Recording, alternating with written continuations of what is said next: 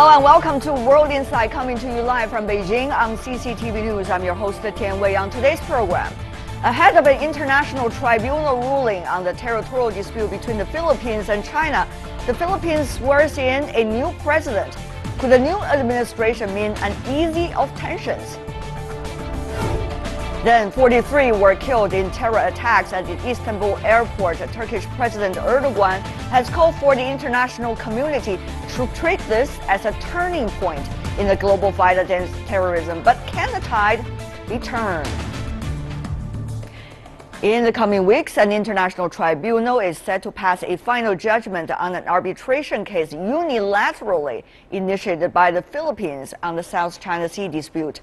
The Chinese government has reiterated its non-acceptance and non-participation stance in the case. As the Philippines swears in a new president on Thursday, could tensions be lessened? Some might want to ask. We'll return to our discussion soon about this, but first, let's take a look at this. The Philippines' new president, Rodrigo Duterte, was officially sworn in on Thursday. Duterte has expressed skepticism about the Philippines' case at the UN Tribunal on the South China Sea, for which a ruling is expected in 2 weeks. He also expressed support for bilateral talks with Beijing and suggested the possibility of joint exploration of the area's natural resources. The Chinese government has reiterated its non-acceptance and non-participation stance in the arbitration case. The tribunal has taken no regard of the fact that China and the Philippines have chosen to settle disputes through negotiation and consultation, and the fact that the essence of the case is territorial sovereignty. It circumvented the optional exceptions declaration China has made in accordance with the UN Convention on the Law of the Sea, expanded and exceeded its jurisdiction, forcibly pushed forward the hearing. China and the Philippines originally reached consensus to settle their disputes over the South China Sea through negotiation. And this consensus is in accordance with the Declaration of the Conduct of Parties in the South China Sea, or the DOC, signed by China and ASEAN member states in 2002, including the Philippines. However, in 2013, the Philippines unilaterally filed a compulsory arbitration against China.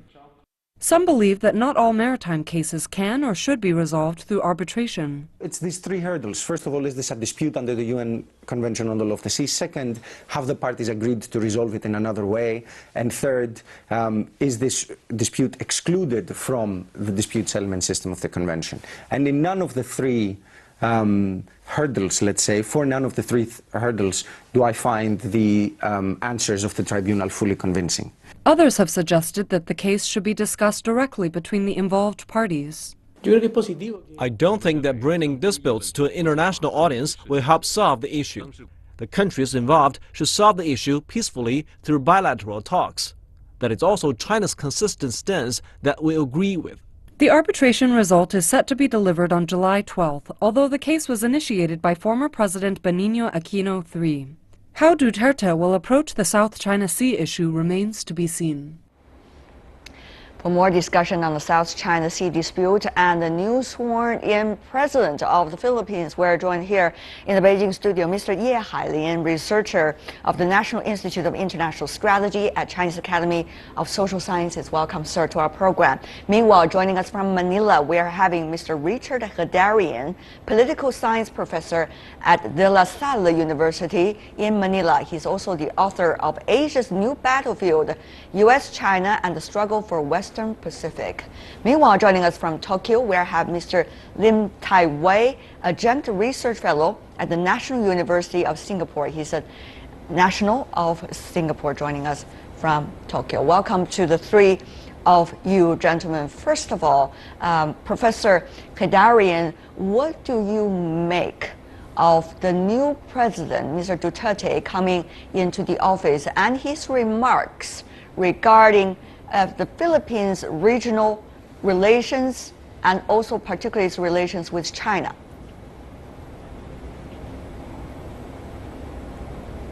Well, as far as President Duterte is concerned, I think he's singing a different tune from his predecessor, the outgoing President Aquino. I think for the new Filipino president, what is important when it comes to China is to ensure that our overall bilateral relationship is not defined by a single issue, especially the issue of disputes in the South China Sea, and that we could focus on reviving our bilateral relations on the diplomatic cultural level, but also on the economic level. If you look at the Chinese investments in the Philippines, particularly in the realm of infrastructure, it has been extremely minimal in the past few years, to a point that the Filipinos are investing more in China than China in the Philippines. So I think Duterte is very much concerned in bringing back more Chinese investments into the Philippines, and that means the two countries should find a modus vivendi on how to move forward in the South China Sea in order not to disrupt a revival of bilateral relationship. And if you look at the body language of President Duterte when he met the Chinese ambassador today, it was a very positive, convivial body language that signals his willingness to revive relations with China. All right, Mr. Ye, here in Beijing, we do not necessarily know exactly what were the content of the discussion between President Duterte, who sworn in today in the Philippines, and the Chinese ambassador who met him today. We do not even have direct quotes coming from either of the sides. But for now, let me go to you on a direct answer. The Filipino president, when being sworn in, he is suggesting that he is willing to talk to China for negotiations on the issue related to the South China Sea if China agrees to the claims made by the Philippines of the South China Sea. Could that work? Yeah, there's a precondition from the Manila that's the only China claim that's agree to the Philippines claim, but also there's some precondition from China. That's we think the arbitration case is the mistake made by Philippines caused very serious damage to the bilateral relation. Unless this mistake has been to recorrect, or this mistake, this obstacle has been removed from the bilateral relation, I don't think the negotiation will go into any actual achievement or fruitful consequence. But Mr. Ye, what you have just suggested, is there a way of turning it back? I mean, we have already heard last night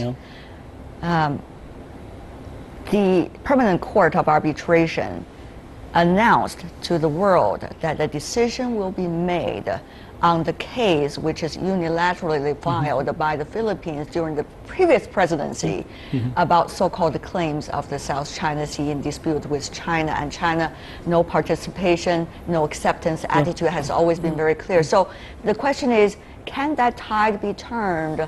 What can be the last-minute possibility? Is there any last-minute possibility? It's not a Chinese problem. It's the Philippines problem. So that means there's a consequence. There's any solution, there will be any consequence. So there's a come in the same way, not only one way.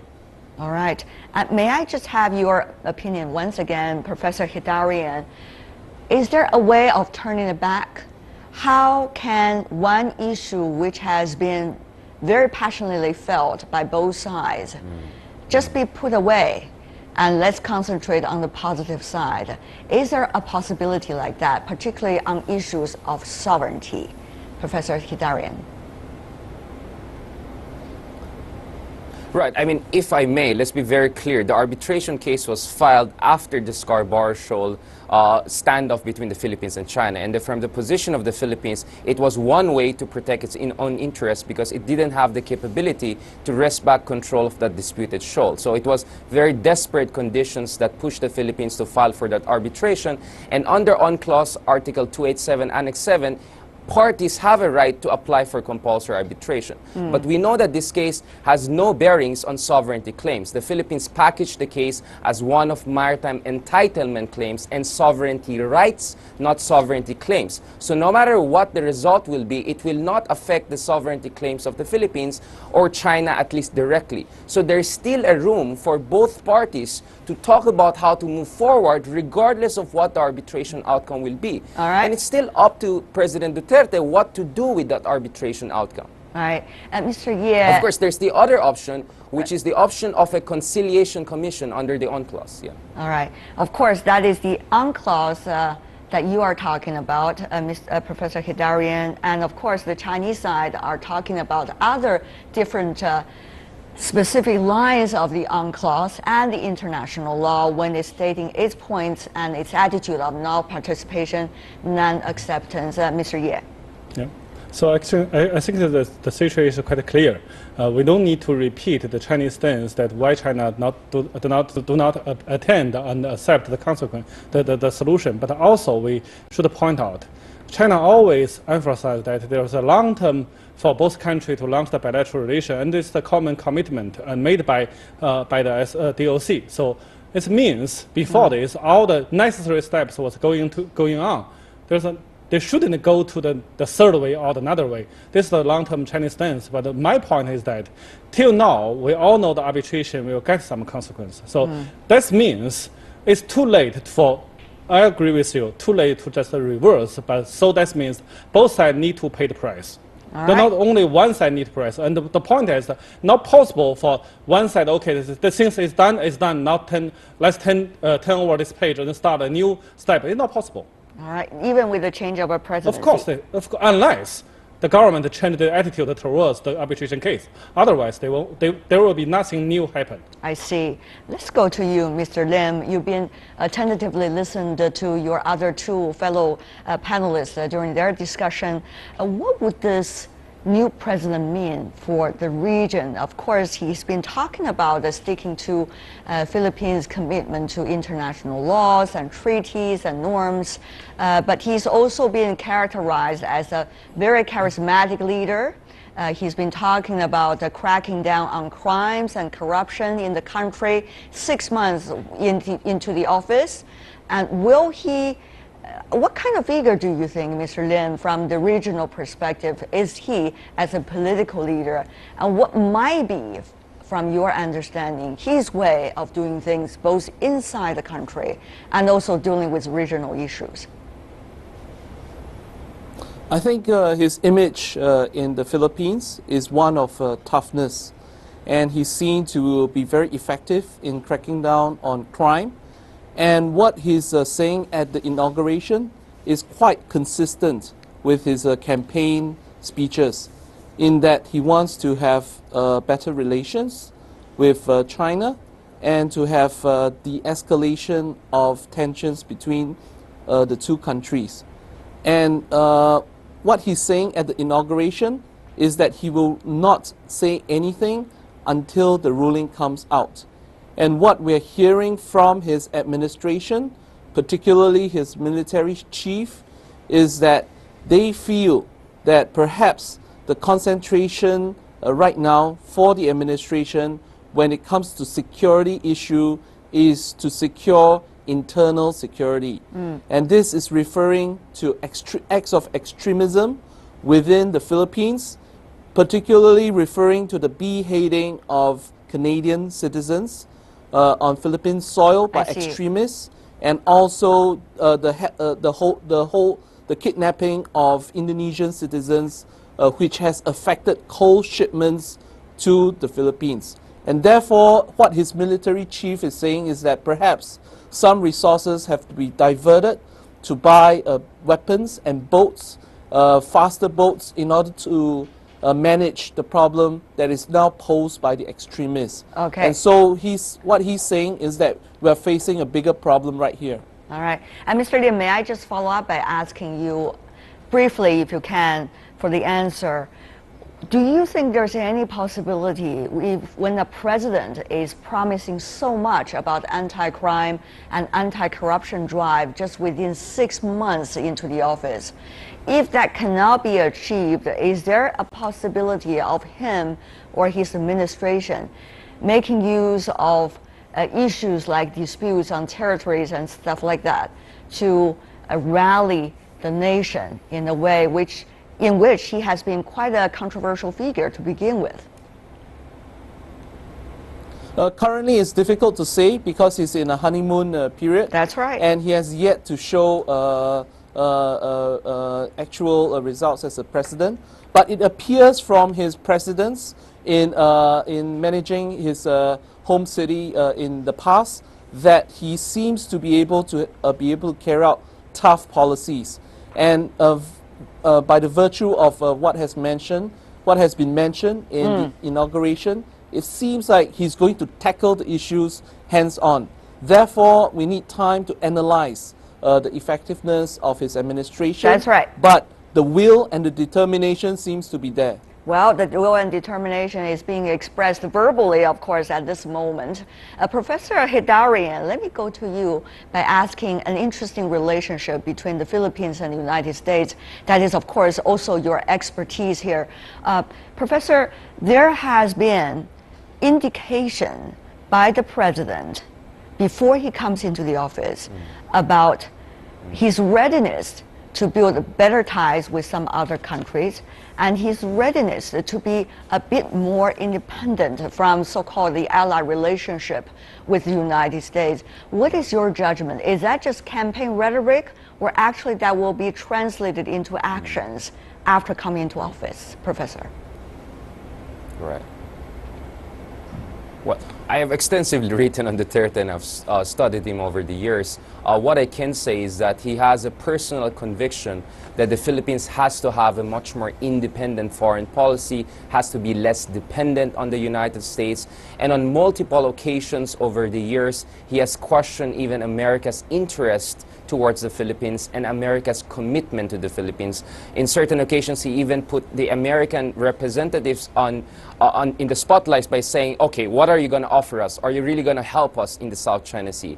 If not, maybe we have to reconceptualize our bilateral relations. I think on certain issues like counterterrorism, in light of the rise of ISIS sympathizers like Abu Sayyaf, among others, for sure Duterte will work on fortifying counter-terror cooperation with the United States. But I think in other areas of foreign policy, like how to deal with China, how to deal with South China Sea, he'll try to put a little bit distance between his administration and the United States. That's why my prediction always has been that under Duterte, you might see a much more equilateral balancing strategy rather than the counterbalancing strategy of the Aquino administration. So the Aquino administration was more like, let's together with US and Japan and others, let's push back against China. While Duterte is saying we can have cooperative relations with each of major powers depending on issue at hand, so we should not side with any one of them against the other one.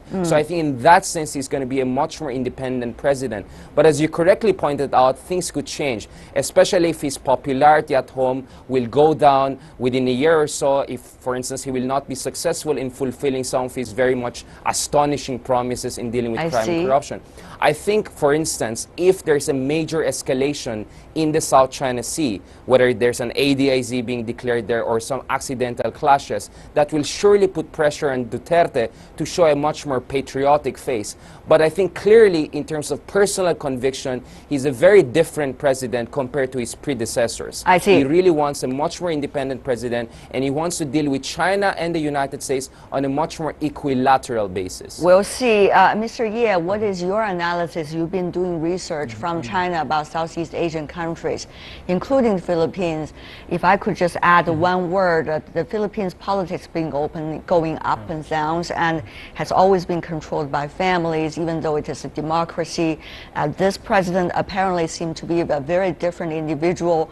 How would the internal politics eventually lead to its decision about the external relations? Little bit wonder. China-US. Yeah. I'm a little bit wonder how many playing cards the Manila has to bargain with America, not China. I think for China always keep the gate open for bilateral contacts or negotiation. But if Philippines want to build an equal partnership with the United States, that means you have to specify what that exactly mean equal. Even between Japan and the United States, it's not an equal partnership. So how possible Manila can ensure America will really respect the equality of the nature of the bilateral relationship? It's quite, there's a lot of questions. See, for the last couple of years, what America did in the South China Sea, I'm not so confident to see there will be an equal partner. So, yeah, all the animals are equal, but someone is more equal. It's not came from me. It came from the very famous. Let me ask you about this. Will China be quote unquote happy, as some analysts would put the word there, if the U.S. and the Philippines were not necessarily on the same line? I don't think it's related to the happy or sad. It is not a zero-sum game? No. the question is that I'm not sure why the U.S. and Philippines will remain unhappy status, because this is not on the hand of the Philippines, it's in the hand of the Americans. Mr. Lim, of course, Singapore has been the U.S. ally in the region and has been taking advantage of some of the specific important moments of the region to establish itself. Having said that, though, what is your understanding of this quite interesting and ever-evolving regional situation, particularly given what we are having a new president inside the Philippines and the very controversial issue of the South China Sea and the U.S. pivot to Asia, China's rise in the region as well? Mr. Lim, I put a lot of complicated questions to you in just one sentence. I'm sure you're going to handle it. Mr. Lim. Well, I think the Philippines enjoys a traditional relationship with the U.S., and that's unlikely to change. But I think Duterte doesn't see it as a zero-sum game, and he wants to have better relations with China. So does most of ASEAN countries, and therefore he has sent his transport secretary to have better relations and to talk about actual projects that they can work together. All right. So traditionally, the relationship remains strong with the U.S., and he's looking forward to a progressive relationship with China. All right. We hope that kinds of a hope will come true. Of course, it does not depend on one party. It depends on all parties and how things would evolve, particularly with the arbitration coming out. That is going to be a very dramatic moment for many of us here in Asia. Thank you so much, Ye Hailin, Richard Hidarian, and also Lim Tai Wei. Really appreciate, gentlemen, for being with us. Stay with us here on World Insight. We got our final segment coming right up. A day of mourning for the 43 who were killed in Tuesday's terror attacks on the Istanbul airport. Will this be a turning point in the global fight against terrorism, as Turkish President Erdogan has declared? World Insight coming to you live from Beijing, and welcome back. Let's turn to the terrorist attacks in Istanbul. Turkey has observed a day of mourning after the nation was once again hit by a devastating terror attack at the Istanbul Ataturk International Airport. Multiple explosions were leaving 43 people dead and more than 140 wounded. The Turkish government blamed ISIL for the attack and called on the international community to make the attack a turning point in the global fight against terrorism. According to Turkish media and Turkish officials, the three men who carried out Tuesday's deadly attack on Istanbul airport were of Russian, Uzbek, and Kyrgyz nationality. Let's take a look at this. High security. Turkey's iconic Istanbul Ataturk Airport was hit with a terrorist attack on Tuesday evening. 3 attackers, 3 explosions. Dozens were killed and many were wounded. Though the Turkish government said early signs point to ISIL, no one has claimed responsibility for the attacks so far. Turkey, as the target of the most brutal terrorist groups, is being tested. I have no doubt that we will overcome terror, terrorist organizations, and terrorist attacks. The Istanbul Ataturk Airport is a vital point of travel for many passengers worldwide. Besides Turkish citizens, there were 13 foreigners among the victims, including citizens of Saudi Arabia, Iraq, Ukraine, and other nations. Once again, we see that terror is a global threat. This heinous attack targeted innocent people.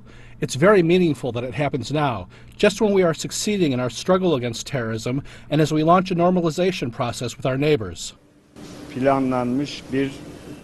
Around the world, people are mourning for the victims. The Turkish flag was projected onto the Brandenburg Gate in Berlin on Wednesday. And outside of the Turkish embassy in Moscow, people came to express their sympathy for the victims. I had a chance to speak to President Erdogan earlier today to discuss with him not only how heartbroken we have been by the images of the injured and those killed, but also to reaffirm our strong commitment to partner with Turkey, with NATO, with the broad-based alliance that we've structured around the world to fight ISIL. There have been several mass casualty attacks connected to ISIL in Turkey in the past year. Meanwhile, the Turkish government has long been criticized for its nebulous attitude towards ISIL and maintaining networks with the terrorist organization. After these attacks, Turkey has called for the international community to view the tragedy as a turning point in the global fight against terror. For more about the terrorist attack in Turkey and who are behind it, we're joined here in the Beijing studio, Mr. Yan Shuai, analyst of the Anti-Terrorism Center at the China Institute of Contemporary International Relations. Welcome, sir. Meanwhile, joining us from Washington, D.C. in the United States, we're having Bülent Ali Riza, who is a director and senior associate of the Turkey Project at the Center for Strategic and International Studies. Welcome back, sir. It's a great pleasure to have you once again. Meanwhile, joining us from Istanbul, we are having Mr. Savaş Bişer, who is a lecturer at the Institute for Strategic Researches at the Turkish War College, also a retired Army Staff Colonel. Welcome to the three of you. So, Mr. Bişer, let me ask you, and I expect a brief answer. What do you make of the identities of the three suspects at this moment identified by the Turkish side? The three suspected terrorists are respectively of Russian, Uzbek, and Kyrgyz origins. What do you make of this fact?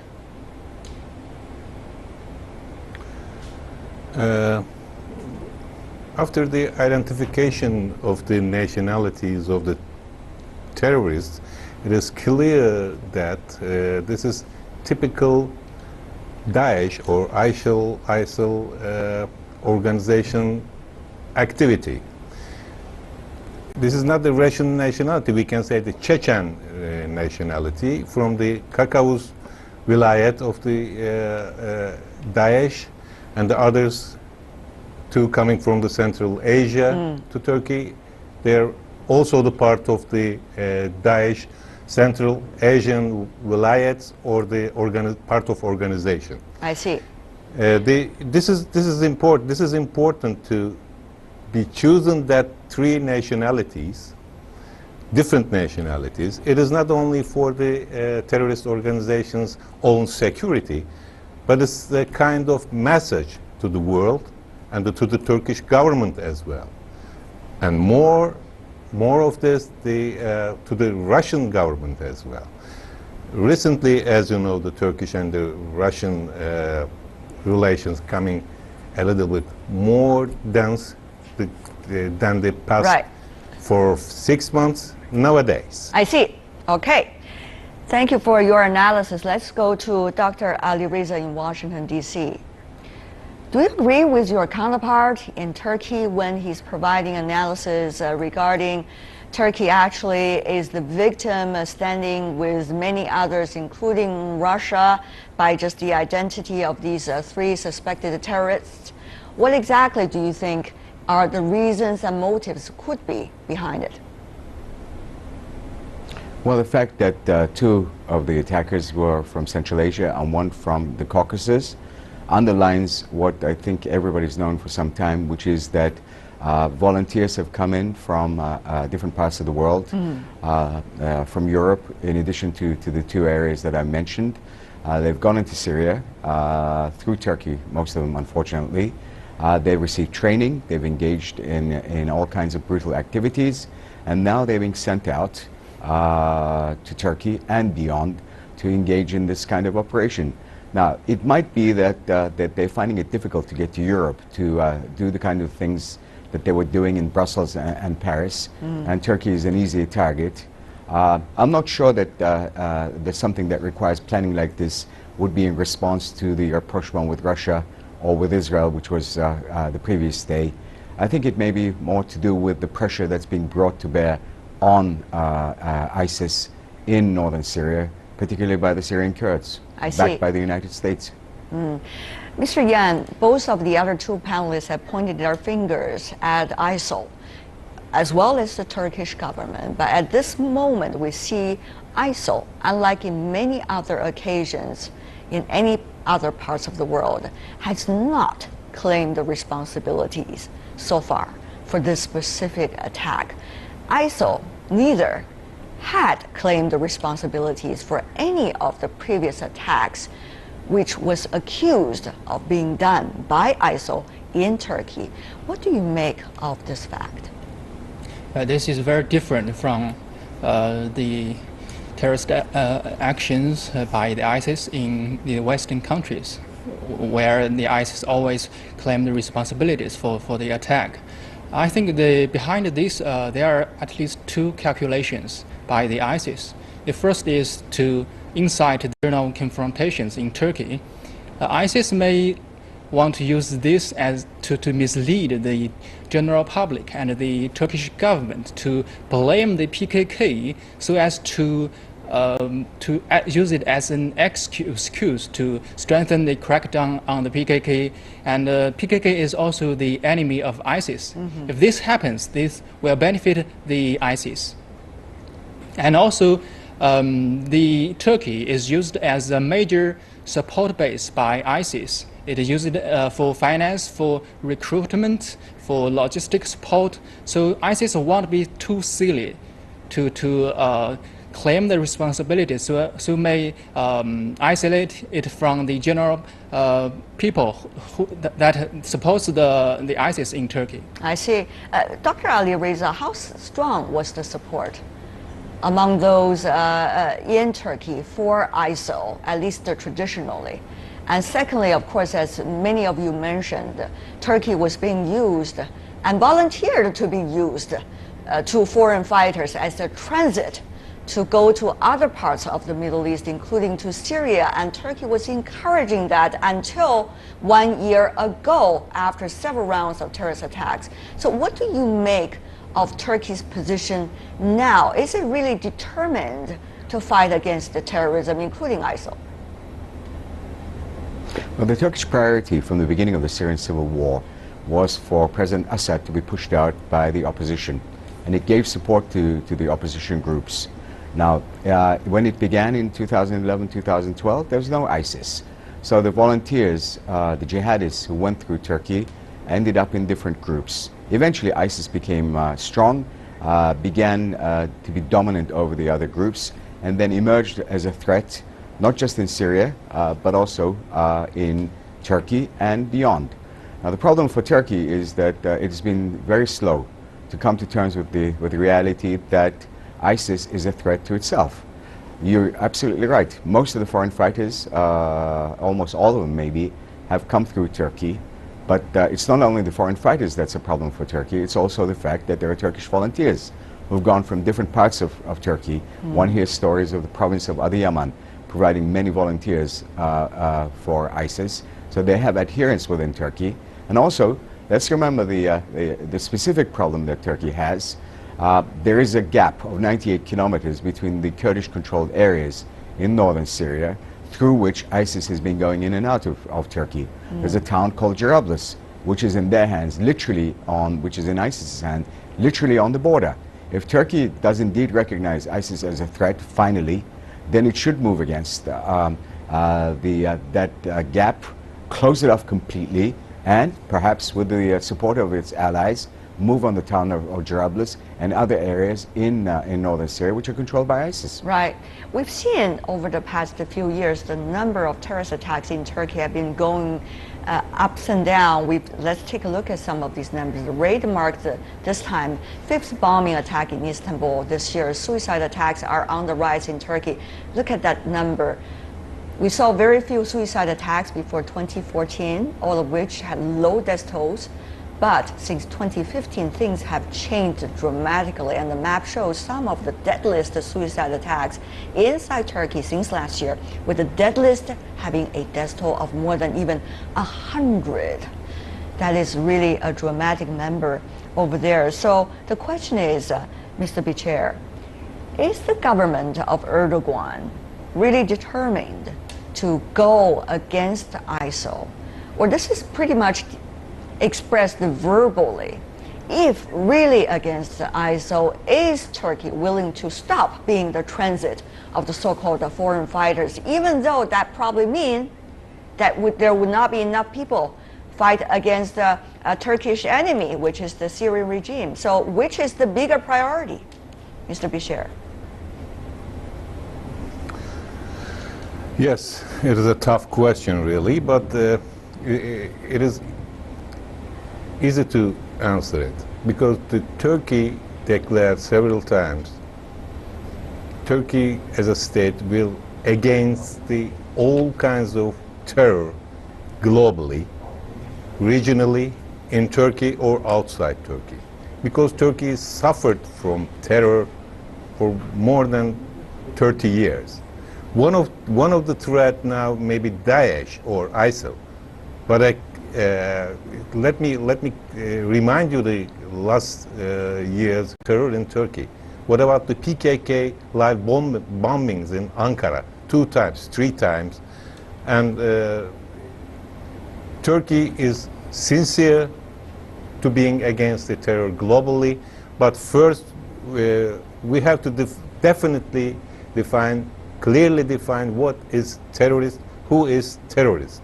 All right. This definitely needs clarification, because if you're a partner, strategic partner or ally, there is no understanding. I don't understand how is it happen. You can help one of the Turkish main enemy fighting against the Turkey. YPG, PKK, both are the same for Turkey. All right. Several times declared that to the allied nations.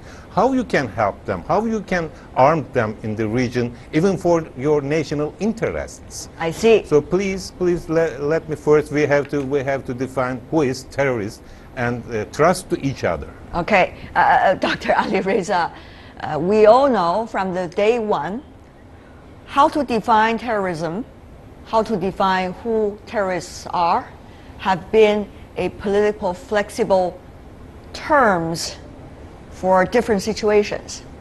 I'm not saying that we should subscribe to what Mr. Bishir just said, but what I'm asking here is, when you have PKK, which has been organized by, which has been recognized by both the United States and Turkey as terrorist groups, and yet not by many other countries as the same type. And when you have ISIL being recognized by countries all over the world as terrorist groups, what do you make of the priorities that Turkey is having right now in its drive of fight against terrorism? What do you think should be the priority? Look, I think it's very clear. Turkey is facing twin threats from the PKK, which it's been fighting on and off since 1984, and also from ISIS. Now, the attack on the Istanbul airport, according to the Prime Minister and to the Interior Minister, was most likely done by ISIS, even though they have not acknowledged it. Clearly, this is a terrorist act. Clearly, according to the Turkish government, it was done by ISIS. Therefore, Turkey should move against ISIS even more strongly than before, while making the point to its allies that it's concerned about the fact that the United States in particular is cooperating with the Syrian Kurds, the YPG, which is linked to the PKK, because the United States, like most other Western countries, is giving the priority to defeating ISIS. Look, the capital of ISIS is called Raqqa. It has a line stretching to Manbij, which is now being attacked by the YPG. And from Manbij, we understand that terrorists have come into Turkey. It's very clear. Turkey should focus on the immediacy of the ISIS threat, while continuing to say that it's concerned about PKK terrorism. All right. There are a lot of different priorities struggle over there. Mr. Yan, do you agree with the other two panelists? Do you see Turkey as a very serious fighter against the terrorism, even the root of the terrorism and the source of those terrorists? Yes. I think the Turkey will strengthen its crackdown on PKK. At the same time, maybe in the near future, ISIS may become the #1 priority for the Turkey. Turkey may tighten the control on the border and may bombing the sites belongs to ISIS in Syria and Iraq. And also Turkey may seek more cooperation with the international community, especially the United States, the Europe, and the Iraq, and also the Middle Eastern Muslim countries. On issues about terrorism. Yes. All right. We'll see what will happen. Yan Shuai, Bülent Ali Reza, and Savash Bisher. Thank you so much, gentlemen, for being with us. That is all the time we have for today. If you'd like to see more of our program, visit our website. Just type in World Insights CCTV News into your search engine. You will be able to find us, or you can also check out our YouTube channel. From me, Tian Wei, and everyone at the World Insight team, thanks for watching, and tune in again tomorrow for more insights from across China and around the world. Good night.